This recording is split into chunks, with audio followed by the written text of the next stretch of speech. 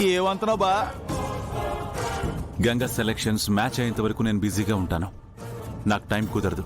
అందుకే ఎలాగైనా సరే నువ్వు ఆ అమ్మాయిని వెతికి పట్టుకోవాలి. ఎందుకంటే వీరు కూడా ఆ అమ్మాయి గురించి తెలుసుకునే ప్రయత్నం చేస్తున్నాడు. వీరు ఆ అమ్మాయి ఎవరో తెలుసుకుంటే తనకి ప్రమాదం కలిగించొచ్చు, లేదా ఆ అమ్మాయిని అడ్డుగా పెట్టుకొని తనేదైనా కుట్ర ప్లాన్ చేయొచ్చు.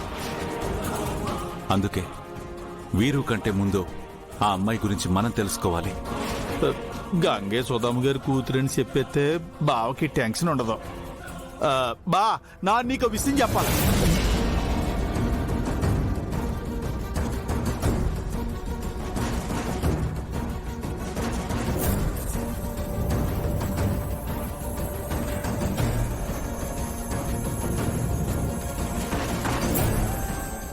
సుధా అత్తయ్యని పెదనాన్నకి దగ్గర చేశాననే కోపం పెద్దమ్మకి ఇంకా పోలేదు. పెద్దమ్మకి నా మీదున్న ద్వేషం రోజు రోజుకి పెరుగుతుందే కానీ తగ్గడం లేదు. బావ తన మార్దంలో పెళ్లి చేసుకున్నాడు. గంగ సుధమ్మ కూతురు అని తెలిస్తే పెద్ద పాప బావని గంగని ఇంకా ద్వేషించేద్ది. ఈ విషయం ఇప్పుడు చెప్పకపోవటమే మంచిది. రంగా, నువ్వేదో చెప్పబోయావు, ఏంటది? ఏట్లేదు బావా, ఇప్పుడు ఆ అమ్మాయిని ఎదుగుతున్న ప్రయత్నంలో మనం ఉన్నామని తెలిస్తే ఈ ఎస్వసారి ఊరుకుంటాడంటవా? ఆయన పర్మిషన్ తీసుకుని మనం వెతుకుతామా ఏంటి? చూడు రంగా, నువ్వు అత్తయ్య దగ్గరికి వెళ్ళి ఆ అమ్మాయి ఫోటో తీసుకో. ఎప్పుడు ఎక్కడ ఎలా తప్పిపోయిందో ఆ డీటెయిల్స్ కూడా గ్యాదర్ చేయాలి.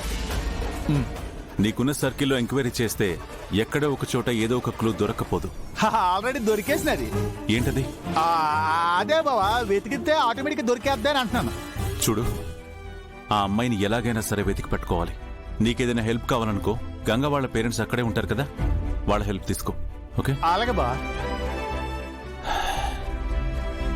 ఒక పక్క గంగ వాళ్ళ పేరెంట్స్ ఎవరో తెలియడం లేదు, ఇంకొక పక్క సుధత్తయ్య వాళ్ళ అమ్మాయి ఎక్కడుంటుందో ఏం చేస్తుందో తెలియట్లేదు. వీళ్ళిద్దరినీ ఎలాగైనా సరే వెతికి పట్టుకోవాలి రంగా. గంగ వాళ్ళ అమ్మా నాన్న మా అత్తయ్య మామయ్య అయి ఉంటే ఎవరిని వెతికే పనుండేదే కాదు. బావ తెలుసు అన్నాడో తెలియక అన్నాడో, ఫ్లోలో అన్నా బావ నిజమే అన్నాడే.